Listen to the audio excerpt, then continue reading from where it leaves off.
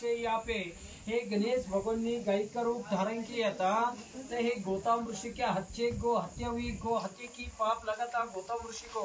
तो 12 साल यहाँ पे तप किया था। तप करने के बाद हे ब्रह्मा विष्णु और महेश एक देवता गौतम ऋषि को प्रसन्न हुआ। जी गंगा बुलाइए, शंकर भगवान ने गौतम ऋषि के पाते धुने के लिए कि स्वर्ग माँ से जो आपके पीछे जो गुल्लार का पेड़ है, तो ये एक मेरे पीछे वाला है, 2 जो गौतम ऋषि के पीछे जो पेड़ गिरा था वह 3 ऐसा है। तीनों पेड़ से जड़ से जी गंगा जी निकलती है, गोदावरी के है कुंड में निकलती है।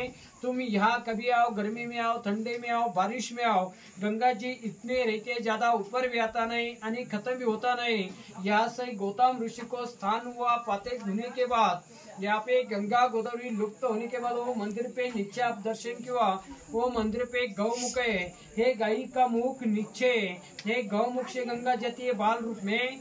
गौमुख से आगे का मंदिर दिखता है, भगवान ने जटा पछड़ा है, बाल पटकाई है। तो दूसरा पहाड़ नीचे गंगादौर पे निकलती है। गंगादौर के तरफ खाली गांव जाते हैं। त्र्यंबकेश्वर में पुष्यवरित कुंड में, नाते कुंड में गंगा खुली हो जाती है, पवित्र हो जाती है।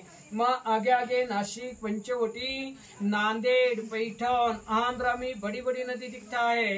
ये जो बाल बच्चा का जन्म होता है, ऐसा है गंगा गोदावरी का जन्म स्थान है। उत्पत्ति गोदावरी माँ ऐसे स्टार्टिंग आया समझ में।